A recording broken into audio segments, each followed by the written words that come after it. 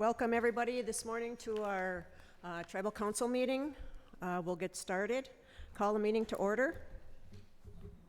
Roll call, please. Kathy Chambers. Here.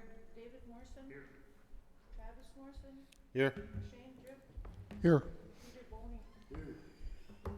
Here. As always, we do start with invocation, and Gina's not here, so we will have a moment, unless, Ron, do you want to do our invocation this morning? Gotta give him tobacco. Give him food tobacco.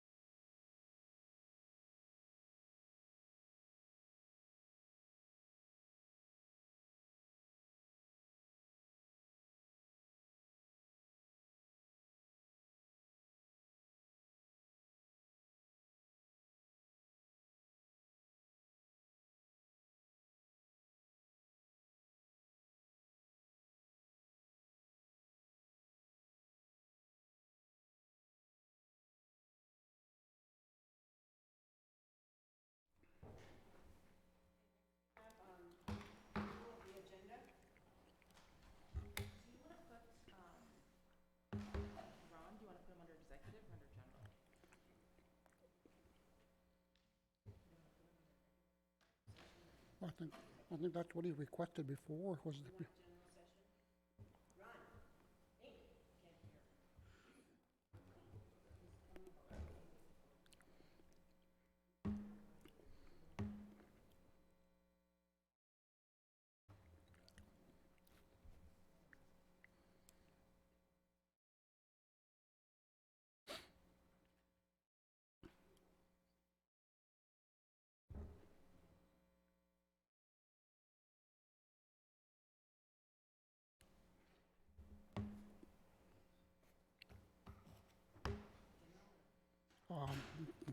When I talked to him before, he said that he wanted to be under the general session. Okay, sounds good.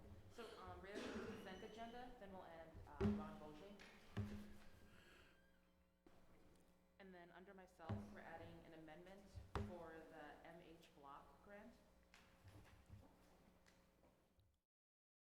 And then also under me is a sole source request for the Visa gift cards for the picnic. What was that? Which one was that?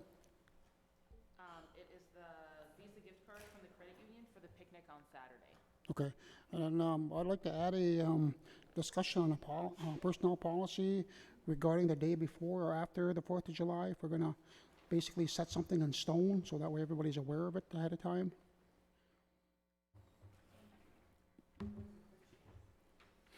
want to go right before me? Sure.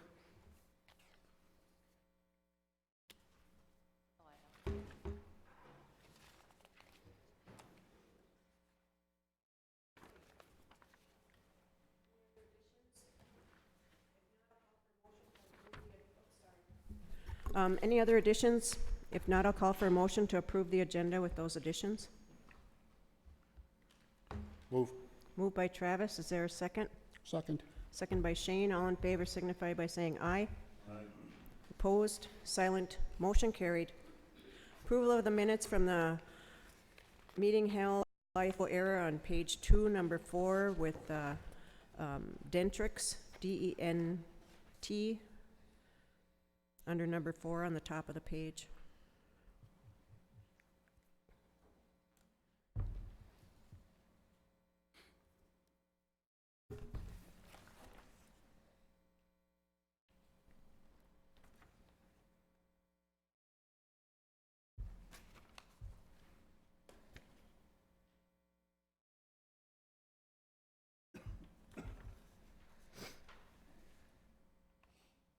So, page 3, the last paragraph, the last sentence of that paragraph. Shane Drift asked Barb for a list of all things that she was talking about that are problems in the leasing program. I do believe I asked for that list. She said there was like 20 things that were on her table, and I'd still like to see them. Okay. On page 5, this was brought up by Darren Langren, which we have KBFT broadcasting the meeting today, about the committees. There was a memo that went out to get the chairs of all the committees together and meet with the council, so that these meetings are held on a more consistent basis. And then also,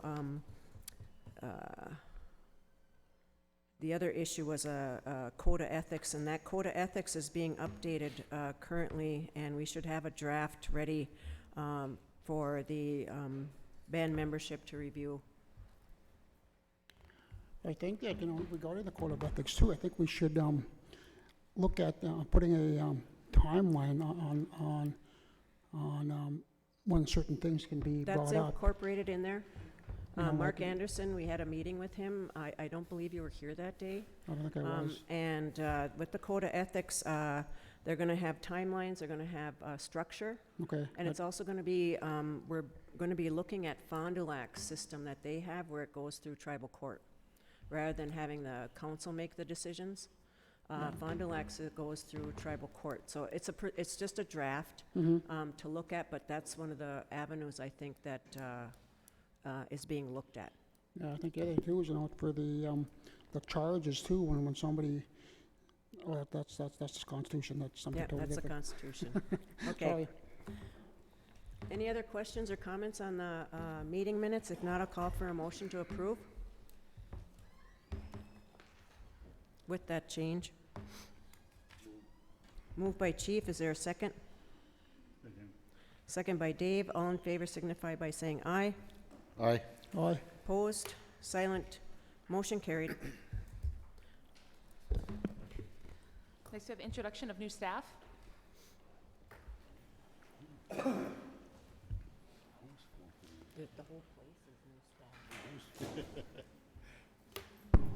Morning. This is Ange Gishik. She is the new admin assistant at Public Works, the new boss.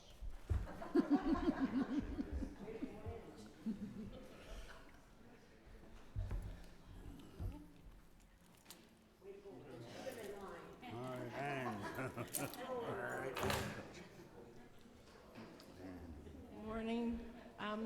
This is Natalie Goodsky, our new E&P supervisor, manager.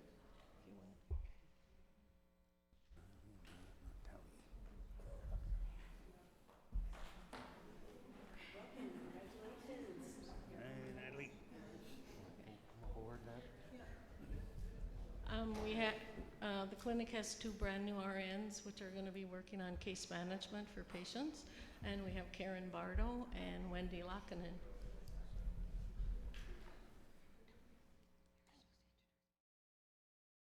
Hey, Karen. Welcome, Karen. Hi, good to see you again. Nice to see you. Welcome. We also have Tracy Haug, who is our new case manager for homeless program. Unemployment line is down.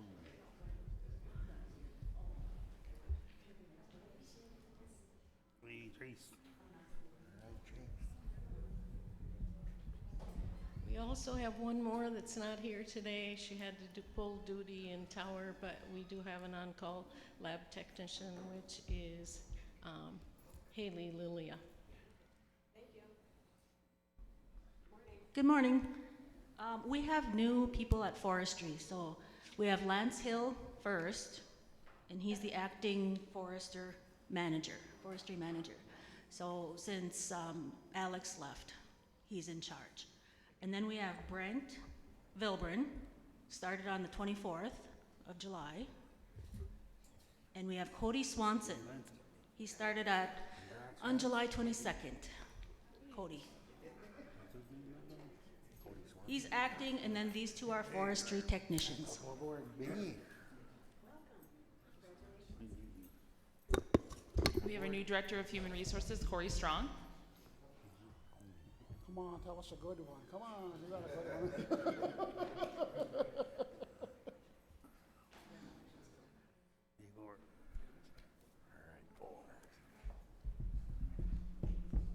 And our latest acquisition for the KBFT All-Stars, Brandon Benner. Will be our development coordinator, Oh, gee, no. business development, I mean.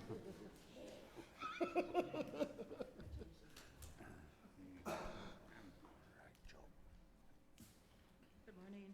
I have Linda Tibbetts-Bardo, named Child Welfare Case Manager. Amanda Jackson, Victim Services Administrator.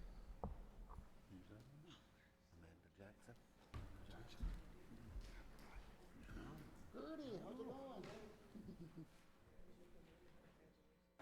Hey, okay. Natalie Goodsky, she's also working for housing. Amanda, which way? Angela? Oh, yeah. Go with you again. I think that's the biggest line of new employees I've ever seen, so it's nice to see that we're filling our positions, and I'd like to welcome everybody and congratulations to all of them.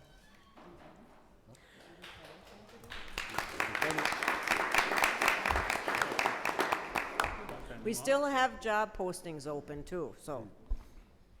Lieutenant officer there or no? Lieutenant, Chief Burdick, can you introduce our new lieutenant, please? Quit being bashful back there.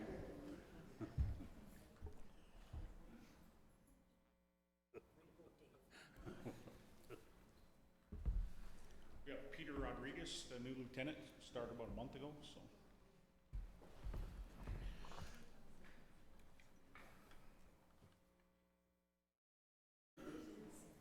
Hey, welcome aboard. Welcome aboard, Lieutenant.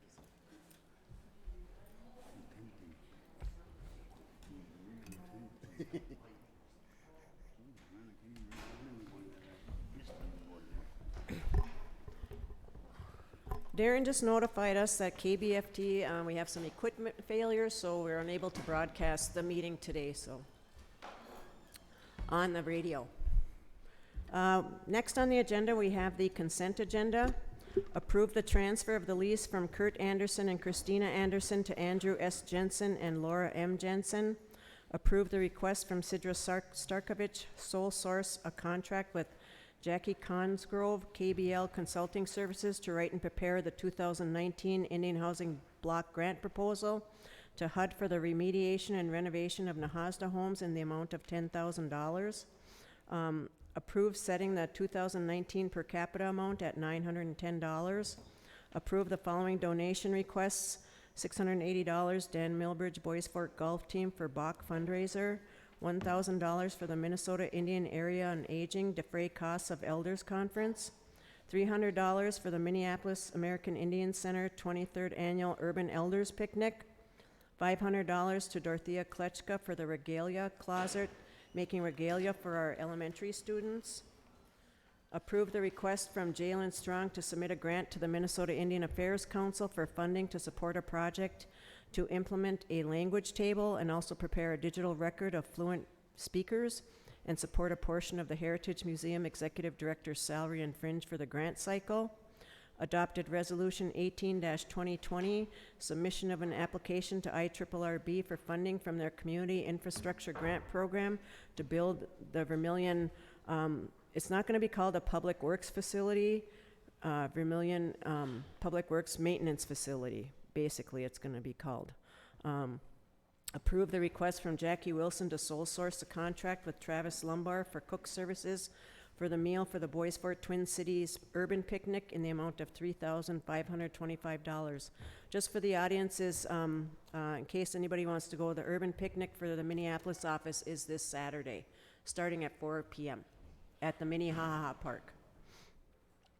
Adopted Resolution 19-2020, submission of grant application for the HUD Indian Housing Block Grant to rehab and renovate the housing stock that has been affected by meth contamination, as well as the housing stock that is old and otherwise needs repair, and also renovating privately owned elders' homes that are in need or repair. Do we have a motion to approve the consent agenda? I have some questions. Go ahead, Shane. Now, for the first one, or the one for the housing IHB proposal for HUD, is for 10,000. Are we gonna get this grant for sure, or what if we don't get it, then what? We never know if we're gonna get a grant for sure, but we have to apply. And so this individual is applying for the grant. The grant is due tomorrow. Okay. And so it was a short timeline, and that's why this proposal's being put out. And so basically, any grants that we get, we have to apply. We never know if we're gonna get them or not. Okay, so I mean, if we don't, because we're paying these people, what, $10,000, and if we don't get it, do we still pay them? Yes, they're getting paid for their services. Yes. Okay. As for the per capita payments, I think it's just, what we received from the state was 3.17, or 3,177,729. And if we divided that by the enrollment, which came up to basically $907.40, but then it was rounded up to 910. Cool, good.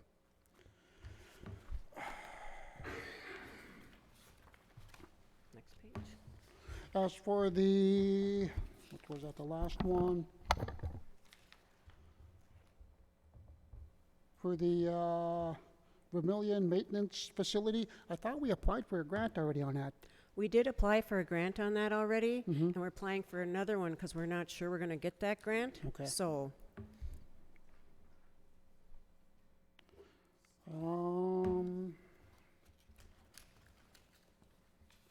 That's it. okay, good. Any other questions on the consent agenda? If not, I'll call for a motion to approve the consent agenda. Move. Moved by Shane, Second. second by Chief. All in favor signify by saying aye. Aye. Opposed? Silent? Motion carried. So we'll have Ron Boget. And I'm gonna call, I'll get Mark Anderson on the phone. Right here, Right Ink. there's good, yep. You can sit there, Ink, if you want to sit down. No, I mean, I'll stand up. okay. I do this at the city council of Duluth anyway, so. Well, anyway, bonjour. Bonjour. My name is Gay Benassi. A lot of you, everybody here knows me as Inky. But I'm here, the reason why I'm here today is I'm Mark, we got one contesting here. this. I got a couple letters from the 1854 office, and I do have copies if you guys would like a Yeah, I copy of these. No? Yeah? No. Okay. Because I did have copies made. Oh, yep, I'll take one. Okay. I'll pull it up here. Here, Ink, I'll take them again.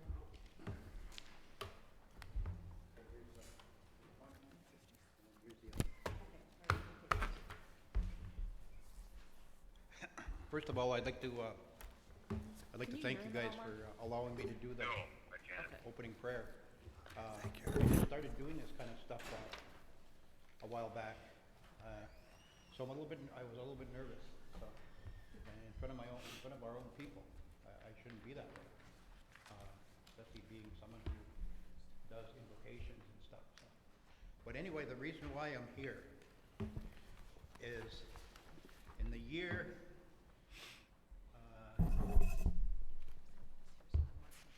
Okay, all right. In the year 1993, apparently. What's that? Is that the first one? Yeah, this will be the first one. In the year 1993, I and my uncle Bob Boget, my dad Elmer Boget, my uncle Ernest Boget, and a bunch of us were out hunting up on Lake Vermilion, I think. I was approached by a game warden, one of our 1854 game wardens, and I don't know the guy's name. It's been so long ago.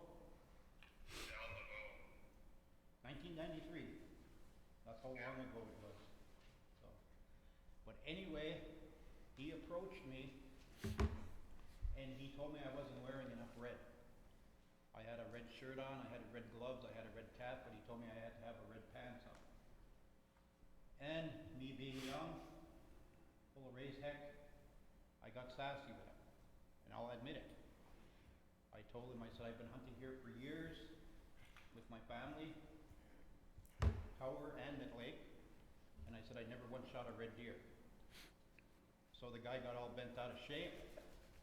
He ran to his car, he grabbed his ticket book, and he come back and approached me. So then at that time, my uncle Robert Bois approached us.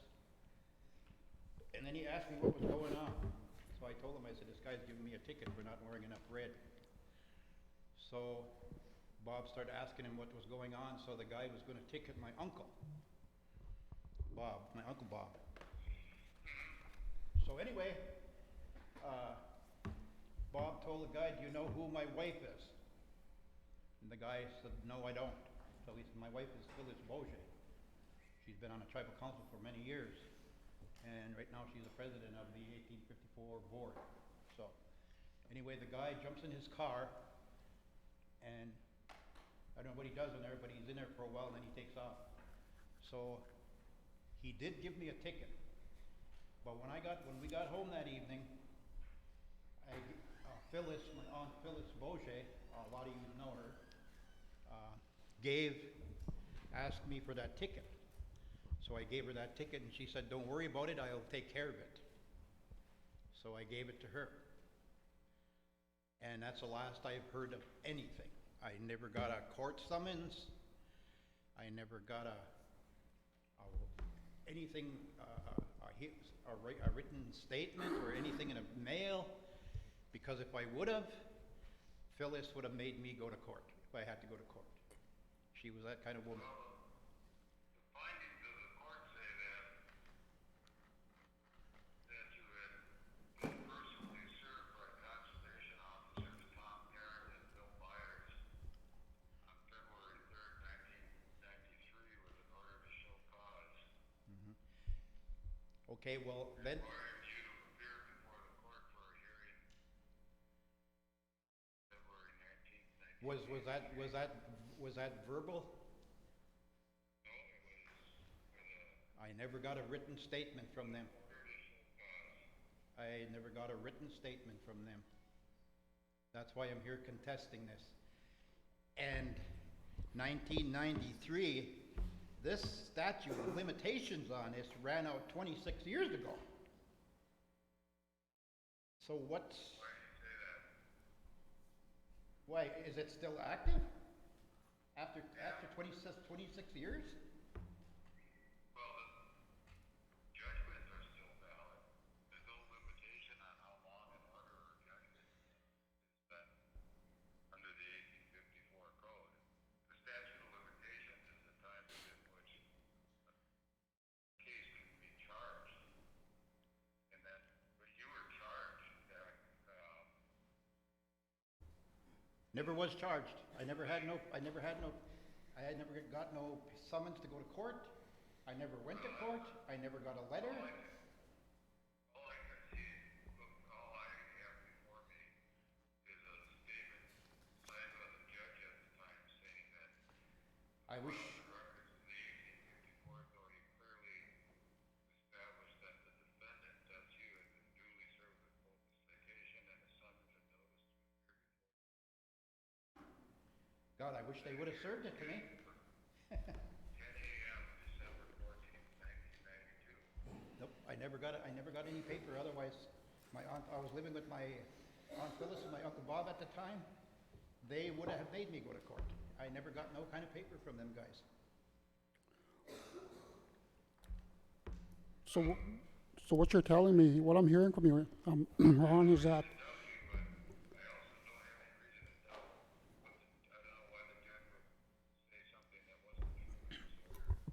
I don't know either, because I almost fell over when I got this letter in the mail, because when when I went to one of my Housing Redevelopment Authority meetings, I sit on a board, Housing Redevelopment Authority, under HUD. I have 2 lawyers on my board. I have Duluth City Councilor, and Michael Tellerico is a lawyer that sits next to me. And I showed him this, and he was telling me, my God, Ron, what kind of law do you have on your reservation? And I told him, I said, same laws we have here. I said, but it's a native, BIA, tribal. So he told me that this shouldn't even have never been brought up. So, and if I had any kind of paper stating that I had to go to court or anything, I definitely would have went to court and took care of this. At least went and told them, hey, could I pay this little at a time?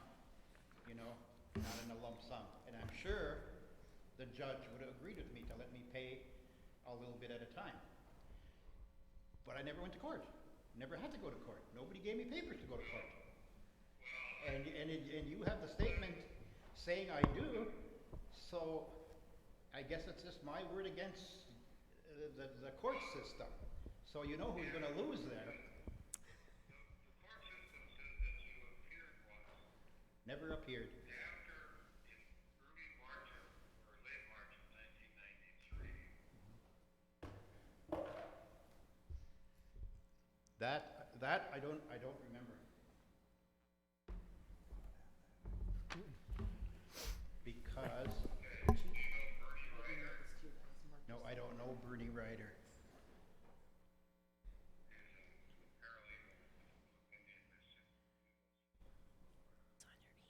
The only Indian legal assistance lawyer that I knew was Wes Marston. Because I haven't been in any kind of trouble with any court system or anything for the past 34 years now, maybe more. And I do in Duluth, I'm a police chaplain for the Duluth Police Department.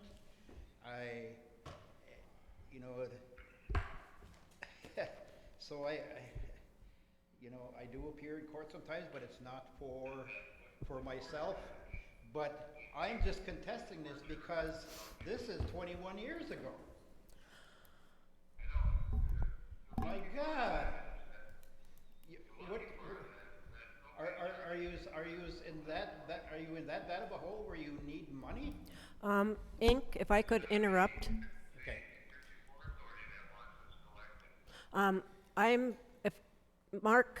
don't think Mark can hear me, but how this all arose is at the 1854 Treaty Authority meeting where the board, which is the tribal government for Bois, Forte, and for the tribal governments for Bois, Forte, and Grand Portage sit on the 1854 board.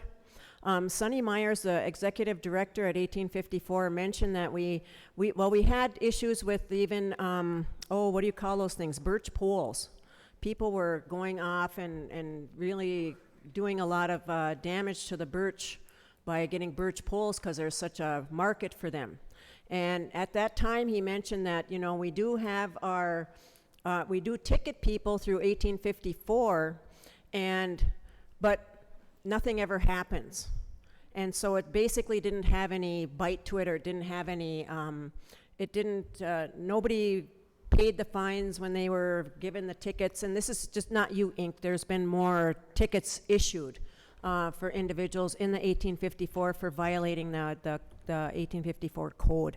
And so at that time, the 1854 board decided that they would ask the reservations to each develop something to recoup those losses and give those individuals that have violated the code, they have to pay their fines and do whatever. So that's how this all came about.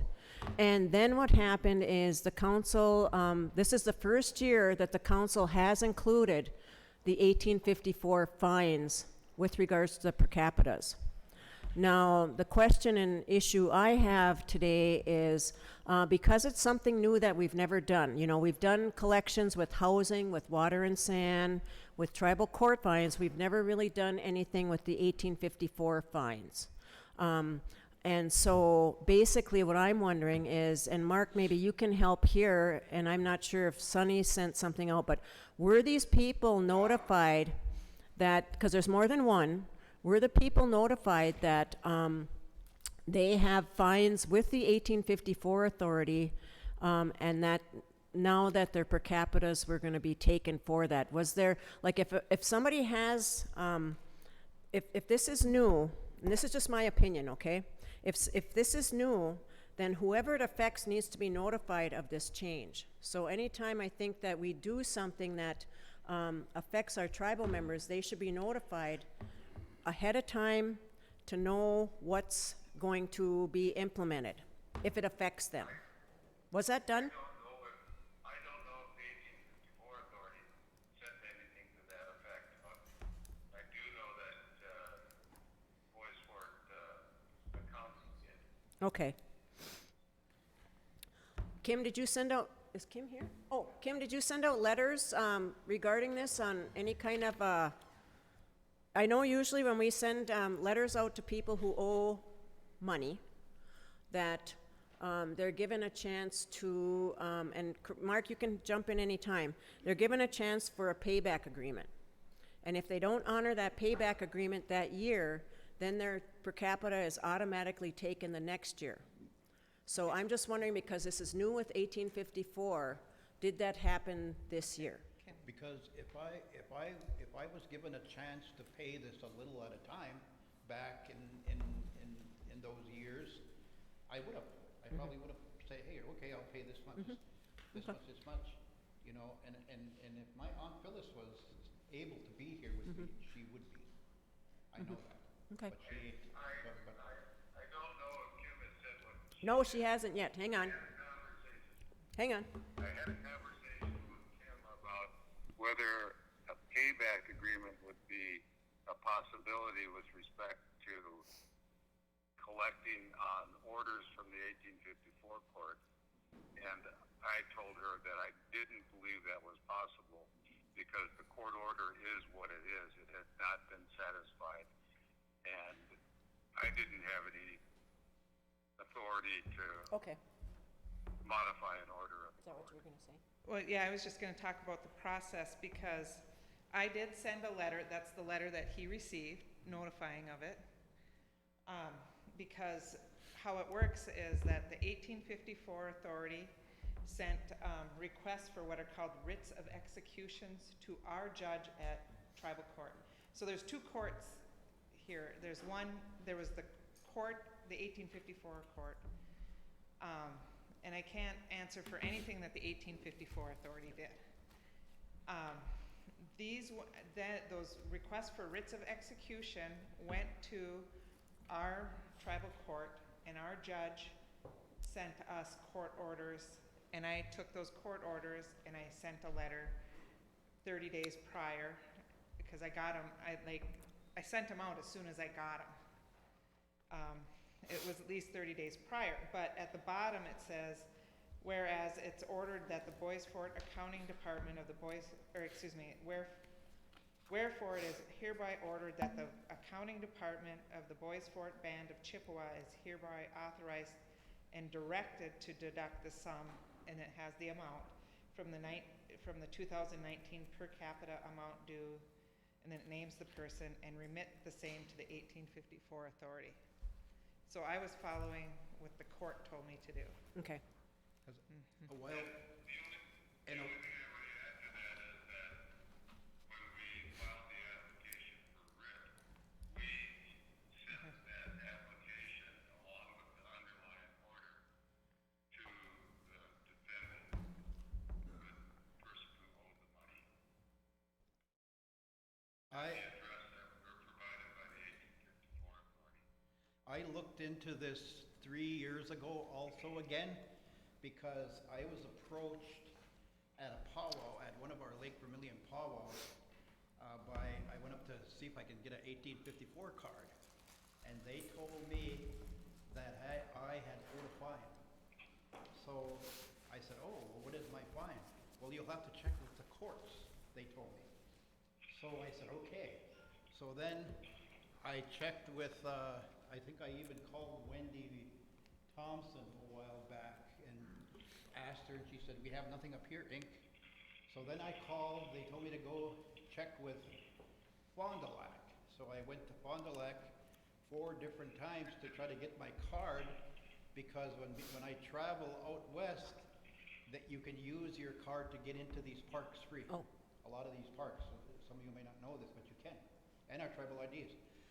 So they told me there that I'd have to go to 1854. And I know Phyllis because I used to work maintenance with her brother. Oh.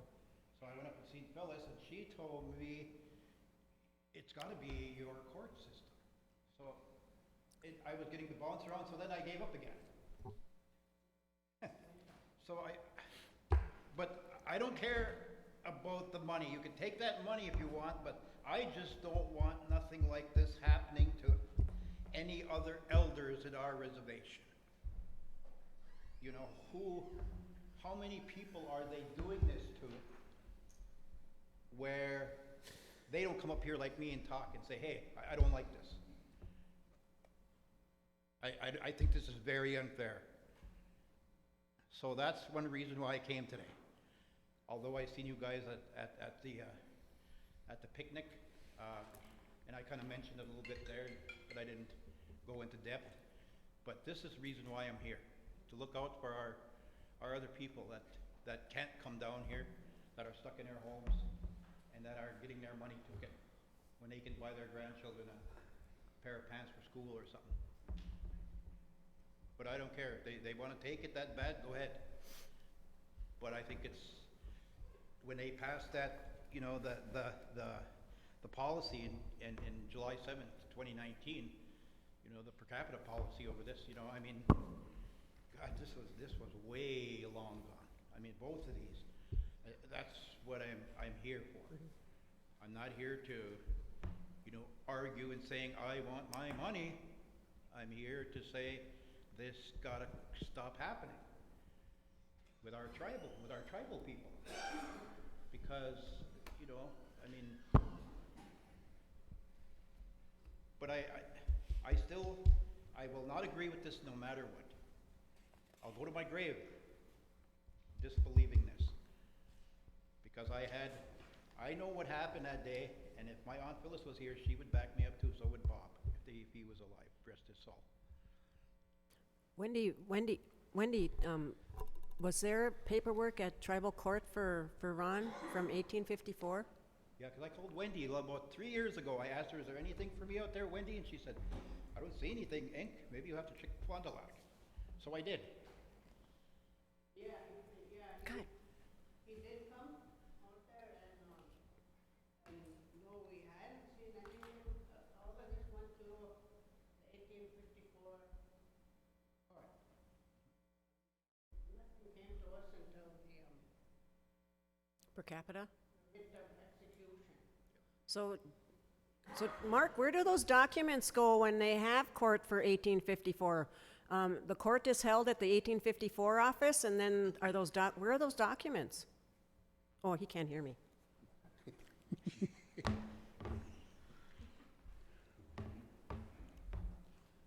my exercise this morning. Mark, when they have court for 1854, where are those documents held, or with regards to the court documents? Because when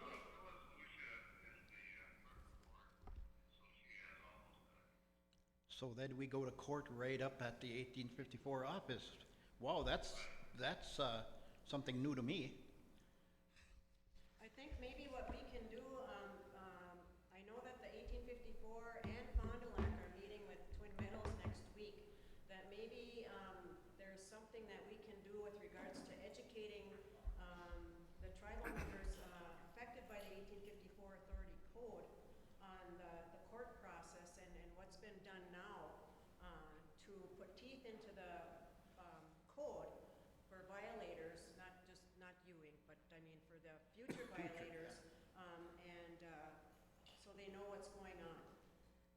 Because some people just think, nothing ever happened. So, I mean, like with our birch bowl people that were taking a lot of those small birch bowls. Maybe that's something we can do on at the 1854 Authority for education purposes, maybe in their newsletter or something. Okay, I'm gonna set you down now. I was talking on the phone.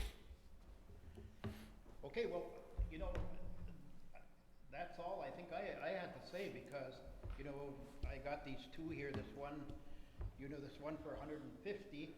And when I first got the letter for this 150, I was okay with that. I was like, okay, cool. Now maybe I can get my 1854 card. That'd be awesome.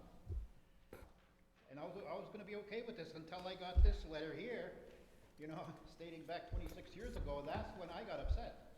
You know, I mean, you know, I'm educated. I got an education. You know, I've been involved in politics for 22 years in Duluth. So I'm not stupid. But I just wanted to say, you know, bring this out. So maybe there can be a policy somewhere in the future where we as elder and people can understand why they're going to be taking our money next year. You know, so we could say, oh, okay, I owe this, so cool. You know, instead of just throwing something on us and saying, I'm taking you your money now, or I'm taking you to court, or I'm taking you to, you know, you're going to jail, or, you know. Yeah. That's where I'm at. Okay. But I'm not okay with this at all. Maybe. I never will be. Ron, thanks for your comments, Yeah. and I think Okay. too on our part, that we can do some educating also. Oh, Mark can't hear me. Yeah, he said thank you. But I think we can do more educating on our part when we add, like say if we're gonna, like when we included the 1854 into this year's per capita. That's something we can do to educate people to be sure and check, you know, to make sure that you don't have this and it's gonna affect your next year's per capita. I mean, we can do more on our part too to educate people and get that word out. So I appreciate you coming in and Yeah, 'cause telling us about this. You know, Chairwoman Chambers and Council staff, this is kind of one of the reasons why I wanted to come in too, because, you know, I think of people like, you know, that are stuck in their homes, you know, and can't do these things, you know, can't come up here and speak. So that's one of the reasons why I want to come up here. And yeah, it would be nice to get my per cap. You know, I mean, you know, I live in a fixed income. You know, the police don't pay me that much, you know, for being a chaplain.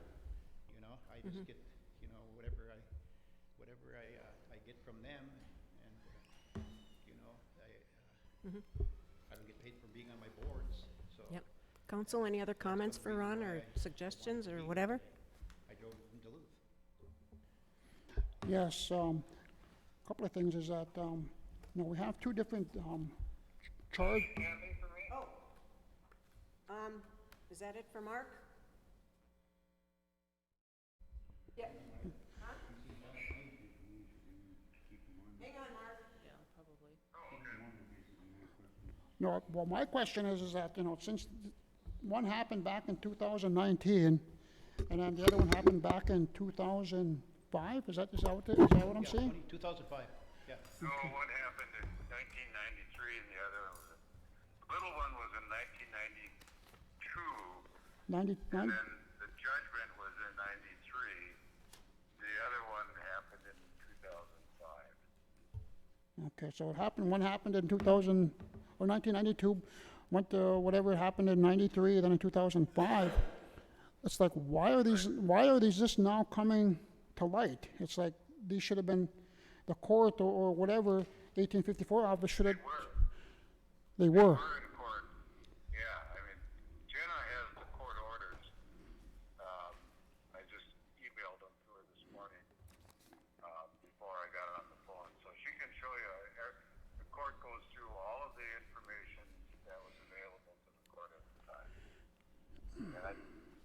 And I believe that I asked Phyllis yesterday to respond. She hasn't responded with efforts they've made to get people to pay in the past. But I don't know what they've done. Okay, I'm reading the 1854 Authority Tribal Court. It says here that both defendants have failed to appear, but were they properly served? Because I know up here, sometimes when they can't serve somebody, then they put the notice in a paper that, you know, this serves as notice, and then, I mean, there's a lot of questions here, you know, and it's just, I'd like to get the bottom of this and sort it out. If you look at the orders from 93 and 2005, there's paragraphs that expressly address the nature of service and when service was made.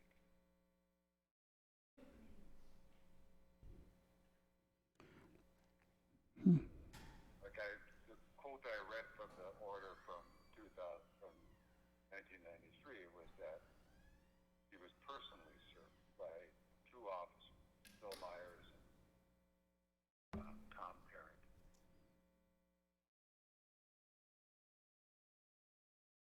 Okay. So,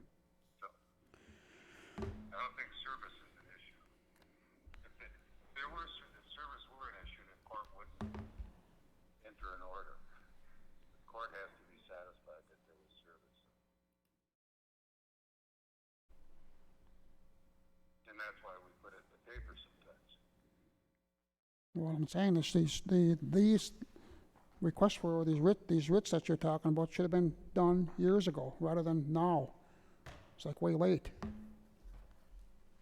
we didn't have a mechanism to do that in tribal court until 2018. That's what you had just said, Kathy, right? The council had We not just started working with 1854, that's why this is just coming to us. They've been in existence. Were you at that meeting when we did that? Can't remember. We just adopted, at the 1854 meeting, you said that was 2018? I believe it was. So we adopted that. We adopted that. Yeah. Okay. So Shane, you've been at all the 1854 meetings, right? Yep. I Yep, believe so yeah, we adopted that. Okay. I'm just passing the phone. Hang on, Mark. Any other comments by the council, or? Turn your. I guess I see it as, we did, as council, adopt that thing, but I think we didn't notify people enough. We hadn't put it out there that we would be collecting per caps out of that 54. And I think that before we collect money from them, I think we should issue a letter stating that this is why we're going to take your per cap monies, or this is why we cannot issue you a 54 card. I think we got to look into that a little more deeper. That's just my belief. You know, we did pass it, but we didn't.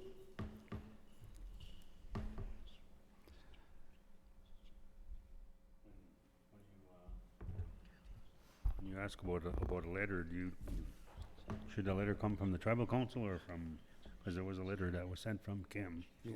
I think it's, This one here. yeah, I think it should come from like a collection from 54, stating that tribal council passed this resolution and effective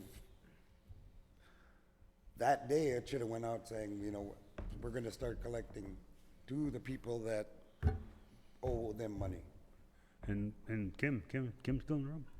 Kim, did the tribal council authorize you to, as the head of our accounting department, to send these letters out, right? Just to make sure. I mean, yeah. Yes, you have. I send out the letters on collection because I have to, per the policy, I have to give 30 days notice. On the 1854 ones, I did not even know who had them or what they owed until the day I wrote these letters. Yeah, see, I knew I knew the policy was in place, but I didn't know who knew. You know, I knew like, well, actually not the day I wrote the letter. I knew a few days before when I got an initial list, and then when I got the court orders, the letters went out that day to give them as much notice as I could. When we as a government implemented that, did we send anything out to our band membership saying we were gonna do this? For the 1854, or is the policy as a whole? For the 1854. No, I don't think there was a mass mailing for that one. So I think maybe with that, being that we didn't, we should probably let it slide this year and then get the mailing out so everybody knows that we will be doing that for 1854 to help them out. And I think as council, we should send out a letter stating of all of our things where we're gonna Any kind of stuff we implement like this, we have to let our band membership know. And all 5 of us have our signature on that saying, you know, this is we, you know, for the betterment of the band. So there's 12 people that had Bois Forte band members, 12 people? 12 Okay. Bois Forte band members that had fines for the 1854. I think, what are we supposed to do for those 12?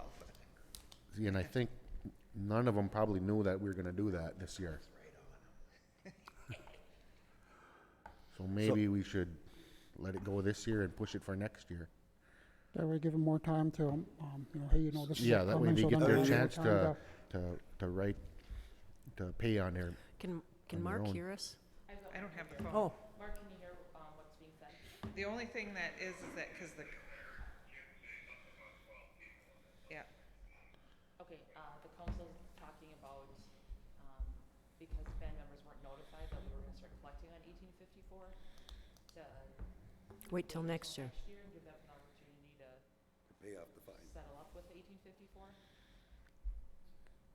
and my second question, because it'll be a Mark question, is because it says in the court order. It's a court order, so that's Yeah. a question I had is It says directed, can we override a court order? yeah. I don't think we can. I know, just take the, yeah. Hi, Mark. On the court order from the tribal court for the writ of execution, it says that we're authorized and directed, so. Yeah, good idea. Yeah, does the tribal council have the authority to override a court order, or do we have to go back to the judge?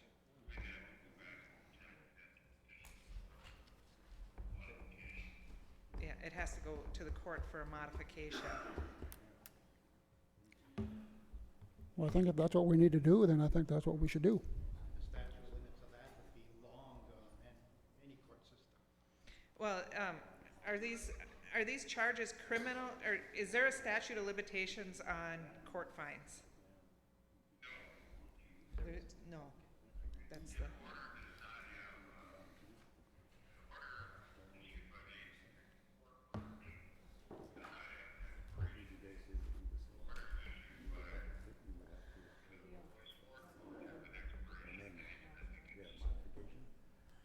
Let's do that.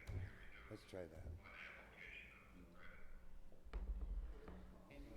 No, 10 years for Bois Forte Tribal Court, there is no expiration date on 1854. But the ones at tribal court, after 10 years, they can renew it. They just have to renew the judgment. They don't have to, yeah.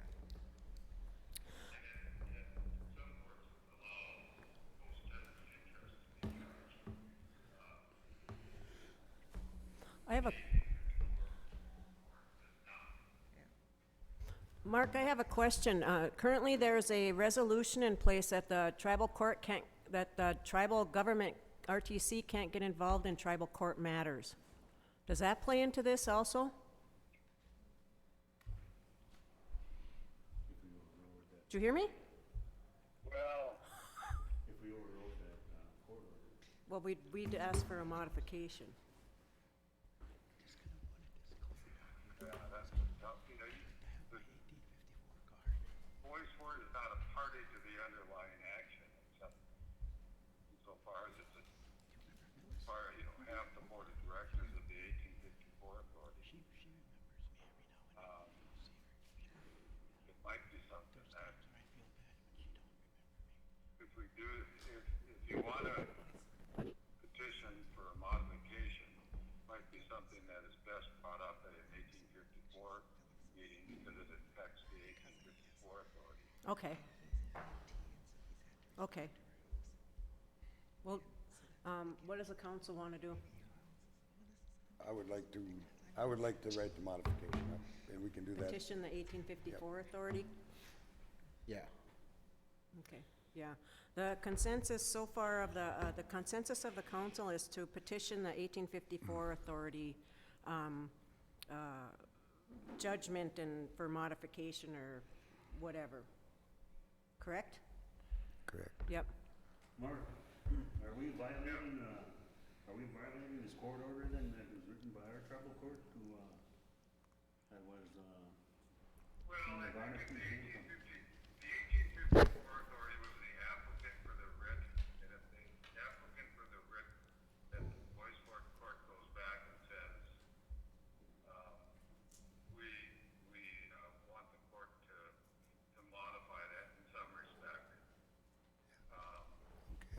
like make it effective against the capita in 2020, I don't think you're violating your court Okay. order or your resolution. Okay.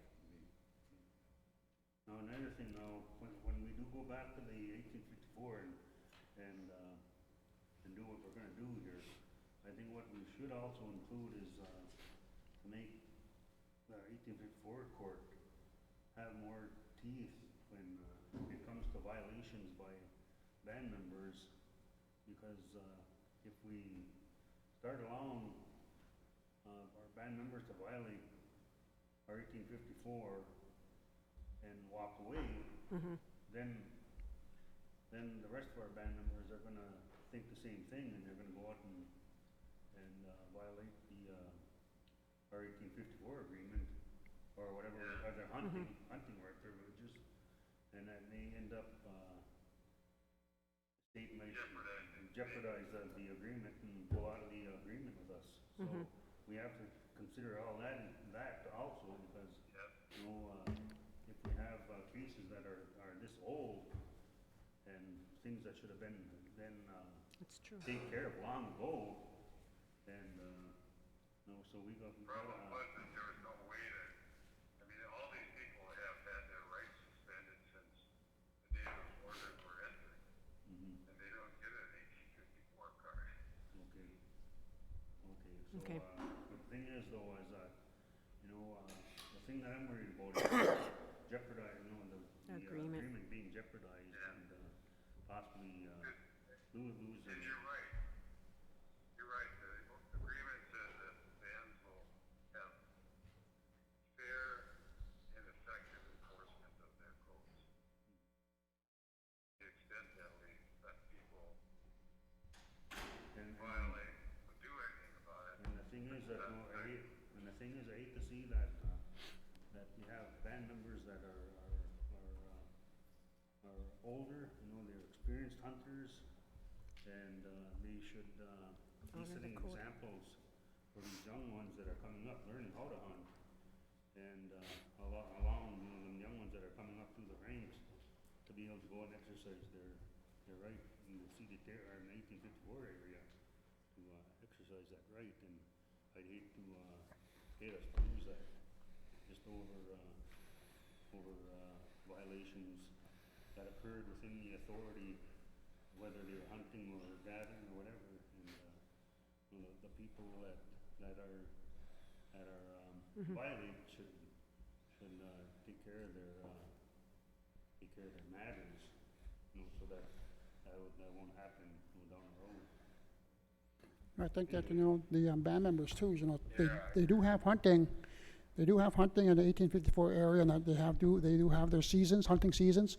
So the band members should hopefully will respect the seasons, you know, whether it's from beginning of September to the end of October, you know, whatever hunting for whatever, you know, if they follow the guidelines, you know, I think we'll be okay.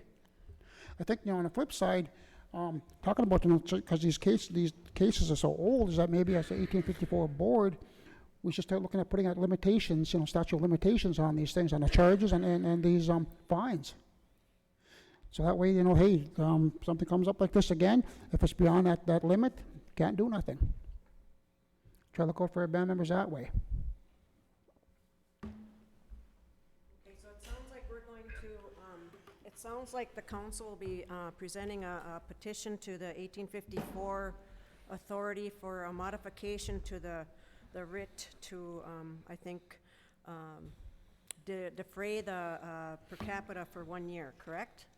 Till 2020? Yeah. And then after 2020, the per capita will be used for collection on any fines, because that'll give them a year to, correct? But we have to get Yes. approval from 1854 before we can do that, and we're meeting next week. We start printing checks Friday and Saturday this week. Okay. If you I, wanna somehow, I don't Kim's know. printing checks Friday and Saturday this week, so maybe we can get Sunny to send something out to Grand Portage and Bois Forte with regards to this issue? Is that okay to do that? Okay. Yeah, I'm sure you'll do Okay, we'll do that today after the meeting for Kim for her accounting stuff, and then we'll get, Portage's email is back up and running, so, Yeah. okay, all right. I think we're done then. Okay? Okay. Thank you, Mark. Then there's another issue that might come up apparently, and I talked to Ben about it this morning, and I need to talk to him. So. Okay, great, thank you. Okay. Yep, bye. Bye. So Ron will do that, and then we'll notify you what the decision is once we get it. Okay. All right, Chairwoman Chavers, council, staff, thank yous for allowing me to come up here and do this today, because I think it need to be done, and you guys gotta put, like you said, get some kind of policy in there where, this doesn't happen. Yep. Down the road somewhere. Well, we appreciate you coming up, Ron, and making the long trip. Yeah, thank you. That's, quite a learning experience for me. Yeah. Try to fix the system as a whole. And appreciate that they're on. And Joe, miigwech.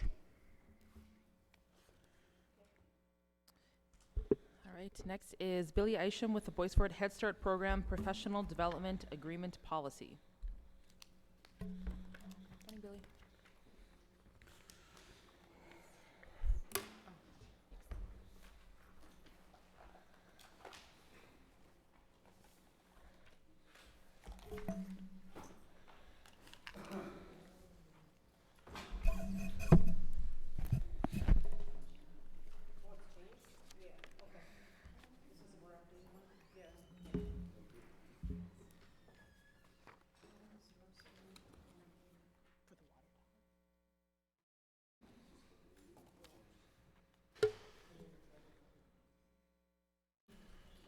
Good morning, Billy. Good morning.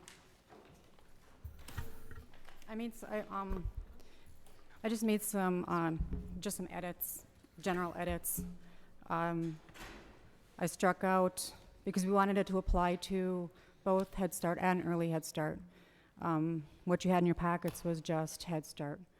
So now, with the edits, I struck out Head Start, inserted early childhood programs, that's in yellow. And what this is a professional development agreement for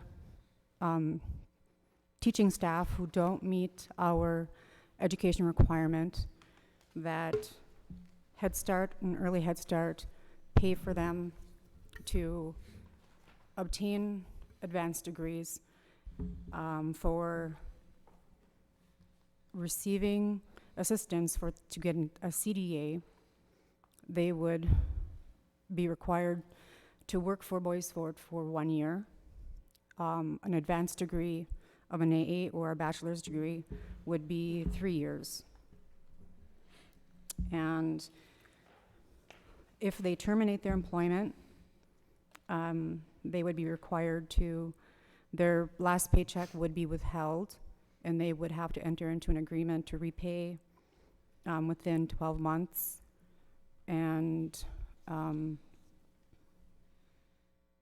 and they would have to enter into a repayment program.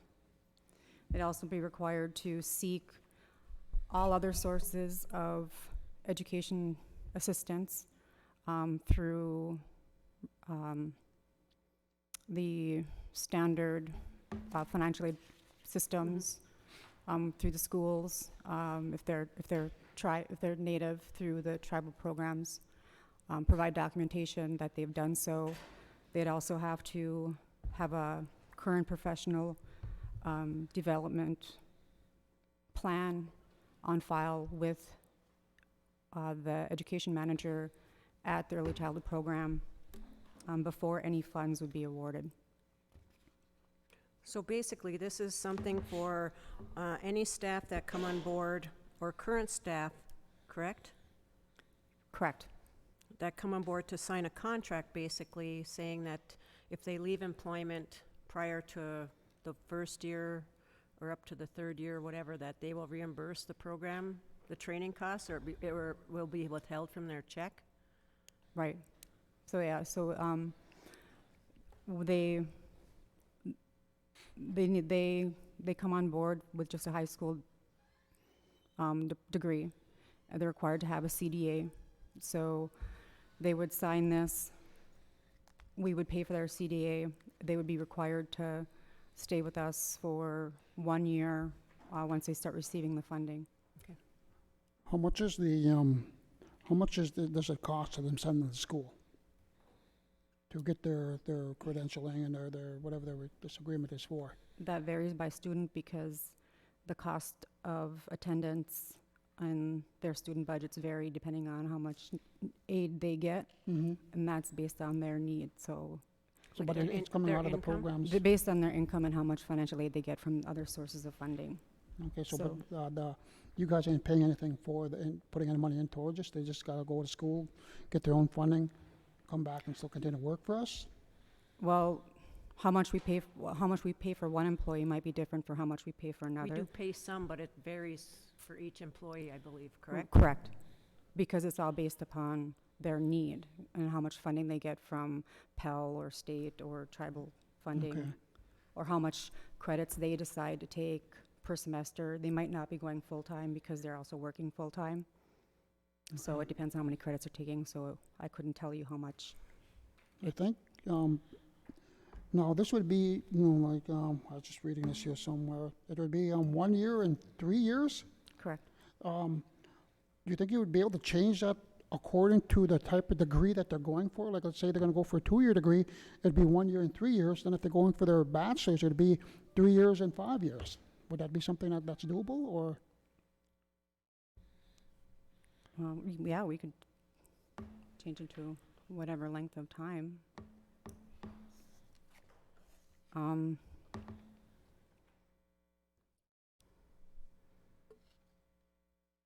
Yeah, for some staff, it takes them 3 years just to get their AA degree, just because, like I said, they are working full-time and going to school. So. Yeah, I understand that. Yeah.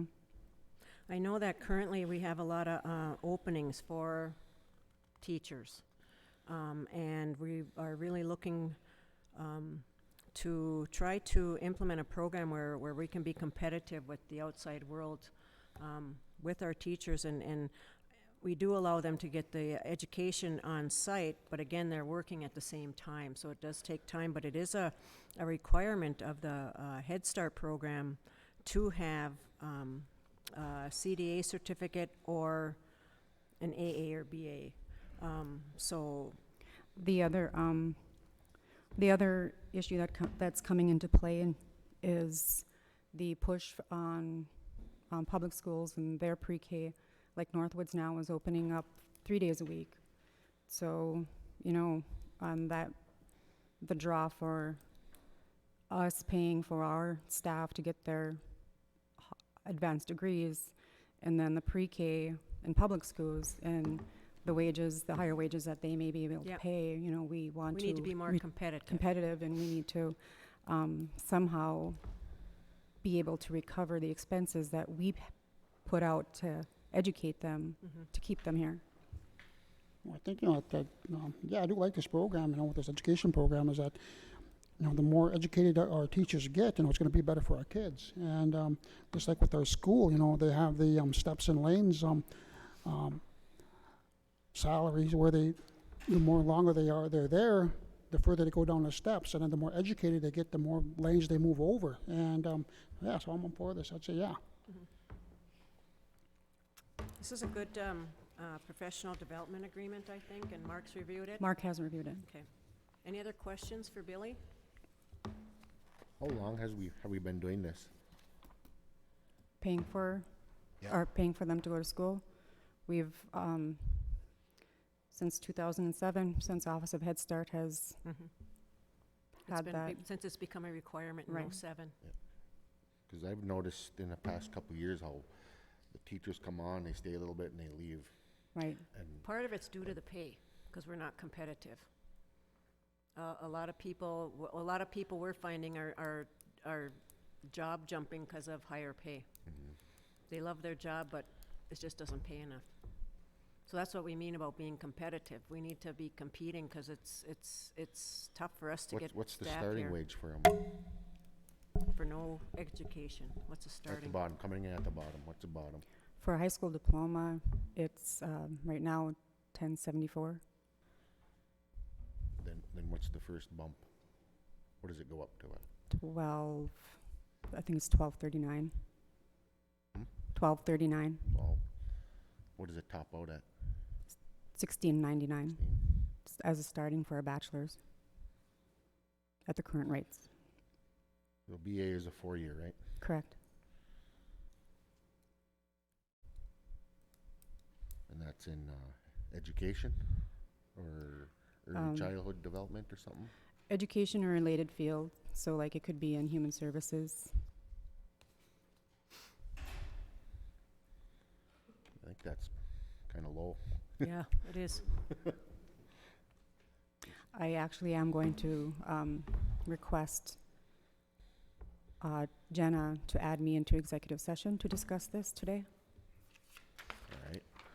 Just for the public's information, is a lot of the funding for our Head Start and early childhood program comes from the Tribal Council Fortune Bay dollars. So just as an FYI, the Head Start program funding doesn't cover our need for the teachers, so. They place these mandates on these education requirements, but they don't provide additional funding. Yep. Any other questions for Billy? If not, I'll call for a motion to approve the Bois Forte Head Start Program Professional Development Agreement Policy. Move. Moved by Shane. Is there a second?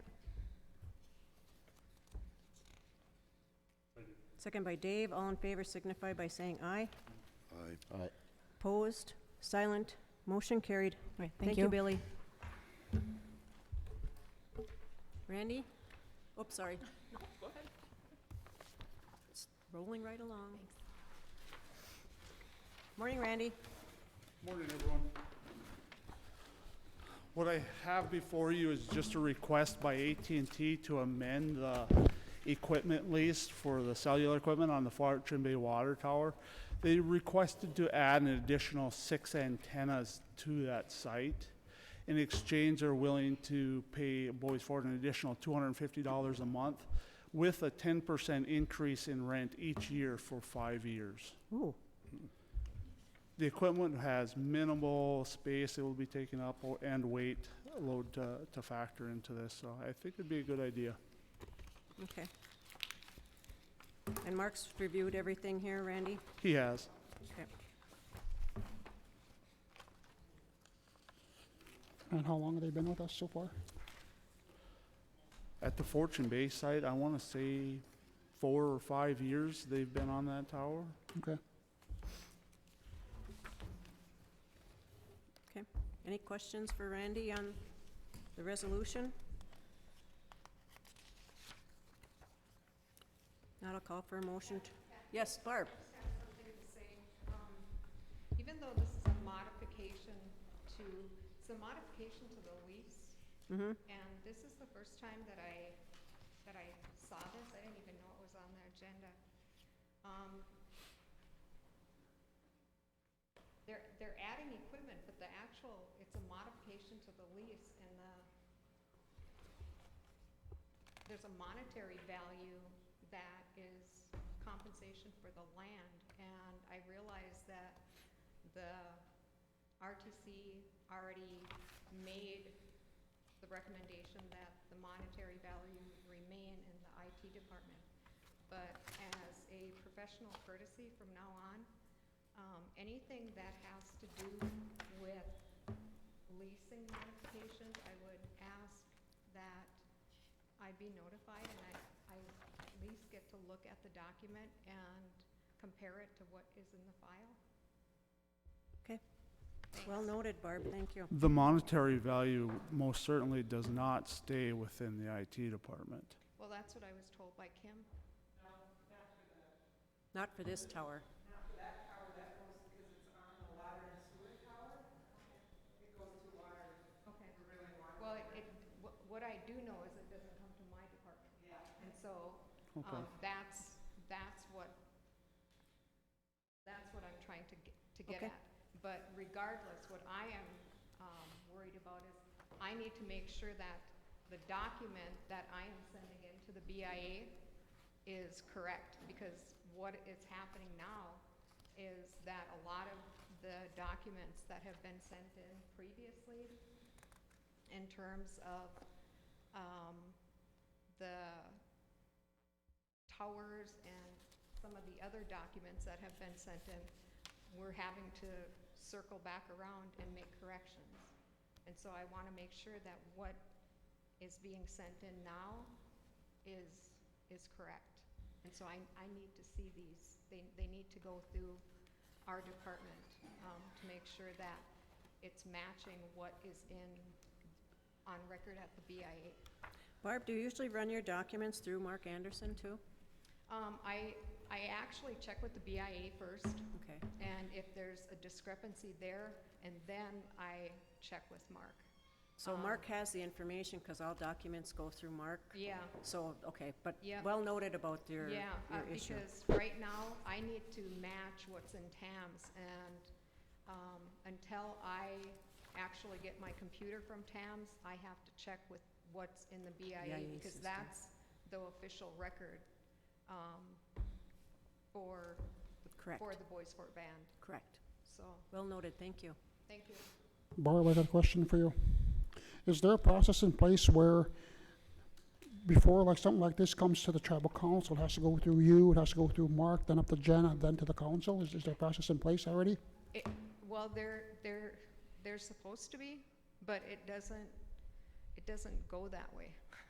Everybody's kind of, everybody's going different directions. Yeah. I don't remember a process. I know like for grants, there's a process where everybody signs off, and like TIPO and all that stuff is signed off on, but I don't think there's anything with regards to anything with specific, like a check sheet. Yeah. So And maybe we can implement that? And it just boils down to, common, a professional courtesy. I would never go out and, do something in somebody else's department. I would never go out and take a grader, or rent a grader from St. Louis County and go out and blade a road of Joel's. I mean, it's professional courtesy. And Barb, I'll take in reviewing these, Barb, I think that's something that, when it comes through, that if I see lease modification or something, make sure that I check it with you. So that's, I think honestly, it's probably my responsibility to make sure that everybody involved, has their say if they need to, so. Well, we need checks and balances, so we'll make sure that we get a form or something implemented, because technically it should go through Terra too. Exactly. So I'm just saying that process needs to be followed for everything. So I know that in the past we haven't had processes, but now we will.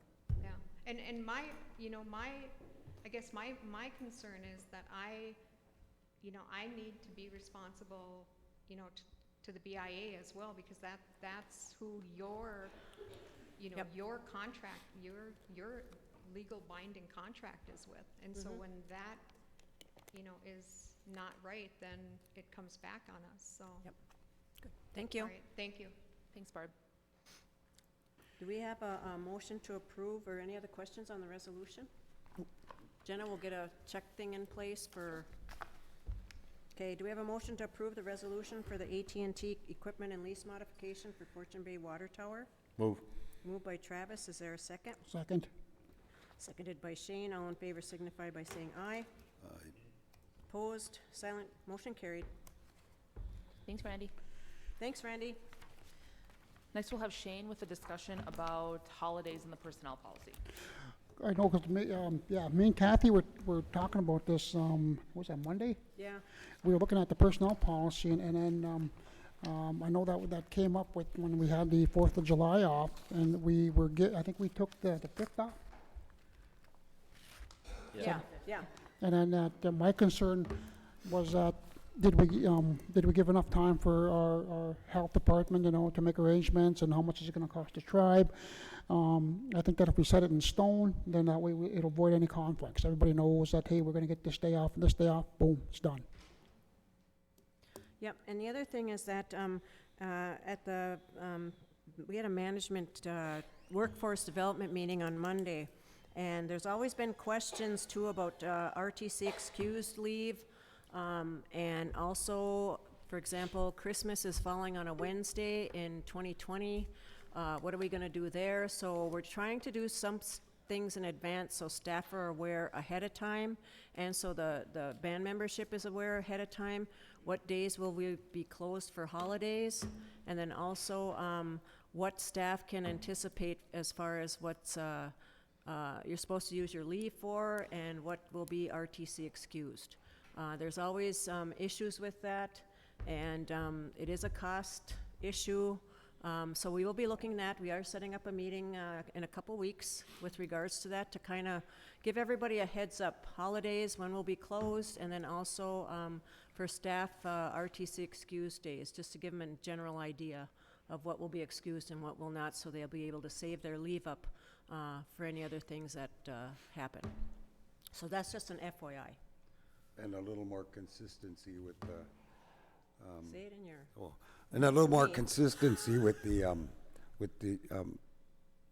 approved with supervisor approval stuff, like for Head Start, graduations, them type of things, because we do things up in Vermilion, but we don't do them in Nett Lake. For, the same, and it's all in the same school district. Vermilion has, I think we figured 5 different schools. Vermilion has at least 5 or 6 different schools they can choose from for open enrollment for their children. And so, like here in Nett Lake, we have Northwoods. Or they can open enroll in wherever they want, but it's always a distance here, and Vermilion kids can be in any school that they choose. And so when we excuse staff here for school events, we want to ensure that all staff are given that opportunity to also do the same. So that's why we're talking about it. So Shane, we'll bring that up once we get the input from the directors, because I know that we're looking at possibly, we'll be discussing days after, say, Thanksgiving, days after Christmas. We'll be discussing that. Nothing's been set yet, but we want the staff, the senior management staff, to weigh in on that and maybe get some feedback from their staff with regards to accomplishing that task. So, okay. Jenna? All right. So we have the tax agreement between the state of Minnesota and the Bois Band of Chippewa. The state of Minnesota has sent us a amended or revised tax agreement with regards to, there was a case held regarding internet sales, and it was against Wayfair. And Wayfair, basically it's for internet sales being charged sales tax. And so now that Wayfair lost the case, so they're amending our sales tax agreement to include that cost. So now sales tax will be charged on internet sales. And so basically what that means is that each year we receive a quarterly payments from the state of Minnesota for sales tax rebates, I guess I could put it that way, or whatever, per the agreement. Here comes Kim to clarify my speaking. Go ahead, Kim. You can explain it better.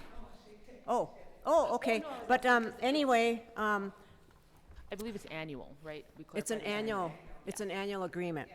And so basically, there will be more revenue.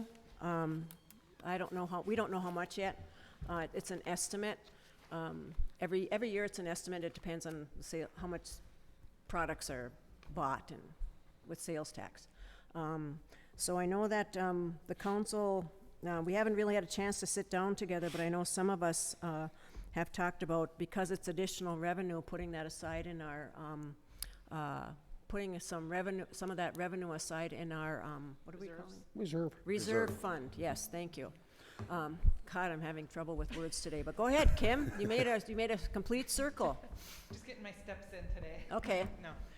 The agreement is that we'll get additional $23, this year we'll get additional $23 per what's person? called the TRIP, Tribal Resident Indian Population. Okay. And then it goes up by inflation each year. It's not based on the actual sales. Oh, it's not based on the sales. No. Okay, thank you, No, ma'am. it's not like the other ones. This is just, what they did is they took and they looked at how much, over so many months, how much the state of Minnesota as a whole got in additional revenue, and then they divided it by the entire population of Minnesota. So on average, people are paying $23 per person per year on sales tax on the internet. Okay. And then that's what they'll give back to the tribal government. Okay. Does that go retro, you said? It goes retro to quarter ending, I believe, December 2018. Okay, so last year. So we get 2 quarters retroactive. Okay. And then going forward, it'll be $23. And then the years after that, it's adjusted for inflation. Okay. Yep. Great, thank you for that explanation. So basically, we need to approve the amended modification or whatever to the tax agreement to include the internet sales tax. Any questions, comments? If not, I'll call for a motion to approve the tax agreement between the state of Minnesota and the Bois Forte Band of Chippewa. Move. Moved by Shane, is there a second? Second. Second by Chief, all in favor signify by saying aye. Aye. Opposed, silent, motion carried. All right, next is the mutual aid agreement with the OR ambulance. Is that every year, Joel? Is that agreement, I think, had a ending date on it, but I think the one that we just, the council needs to approve a mutual aid agreement with OR ambulance in the event that our ambulance is not able to transport someone on the reservation here due to maybe equipment failure or whatever. This allows OR ambulance to come on the reservation and transport our people. And also, it also is vice versa. If the OR's out, and then they call our ambulance, Yep, our ambulance will go over there and absolutely. respond. Yeah. So. And just, so you know, mutual aid, I mean, we can cover up to, the maximum would be 12-hour shifts if you. Oh, if our shift is gone, you guys could cover for us for 12 hours? Yep. Okay. But that's the state maximum we can cover under mutual aid agreements. So. Okay. Yeah, and the other thing too is that if our ambulance is on a run and a second call comes out, then OR would respond. Yeah. If for we're that. available. Yeah. Yeah. You know, so. Yeah, good. Okay. Thanks, Joel. Thank you, Sue. Do we have a motion to approve the mutual aid agreement with OR ambulance? Move. Moved by Shane, second by Dave. All in favor signify by saying aye. Aye. Opposed, silent, motion carried. Next is the appointment to the Arrowhead Area Agency. No, that's not right, is it? Yeah. Oh, okay. Appointment to the Arrowhead Area Agency on Aging Advisory Committee on Aging. Can you say that fast 3 times, please? Yes. I don't see we don't have any paperwork in here for this though? Do we have an appointment for that? I don't think so. I don't see the paperwork in here either. Did you table it? Yeah, let's table this so we can get some candidates. Unless, Shane, do you want to do it? No. We'll motion to table, and we'll look for some candidates. Move. Moved by Shane. Is there a second? Second. Second by Chief. All in favor signify by saying aye. Aye. Opposed? Silent? Motion carried. So the next one is another appointment. It's to the Murdered and Missing Indigenous Women Task Force.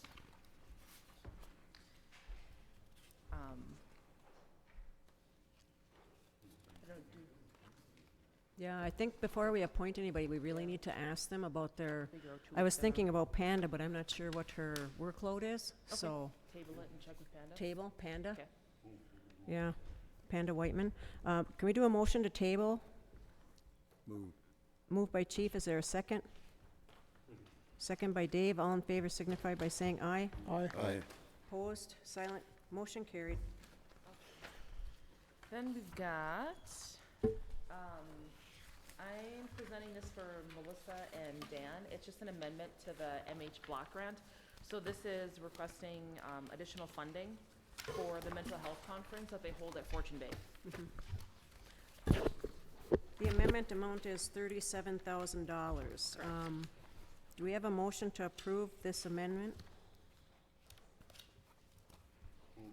Moved by Dave, is there a second? Second. Second by Chief, all in favor signify by saying aye. Aye. Opposed, silent, motion carried. And then the last thing is, I'm presenting this for the Minneapolis Urban Office. It's a sole source request to get the gift cards from the Northern Eagle Credit Union.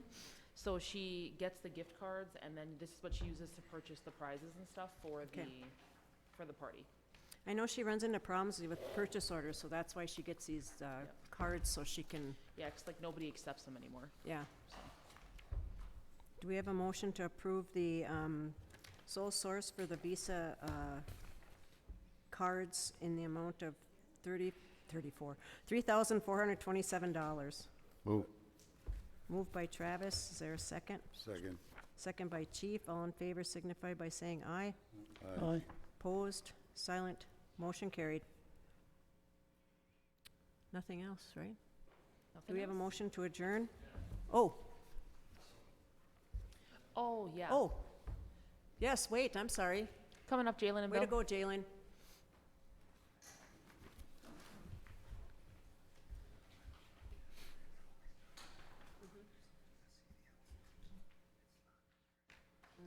Figured that. Thanks.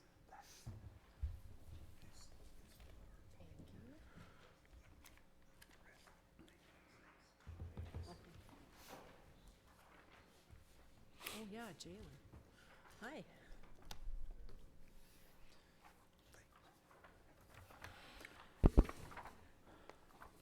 For everybody's information, Mr. Bill Latati is going to be retiring. Again. I heard you, Joel. But Bill has done a great job for Bois Forte, a big advocate for our Tribal Historic Preservation Office. And I just want to say miigwech to you for all your help. And I really know that you really had Bois Forte at heart. And you still do and always will. So thank you, Bill. We'll be having a party for him, though, too. Jenna, when is that? We were gonna do it on the 20th, but I think it has to be rescheduled. So Oh, it's we're still trying to TBD. schedule a party for Bill. We'll let everybody know, though. Okay, go ahead. Thanks. Yeah, briefly, and I apologize for bringing this in at the last minute, but That's okay. I only have a few days left. left, really. Yeah, I know. This is a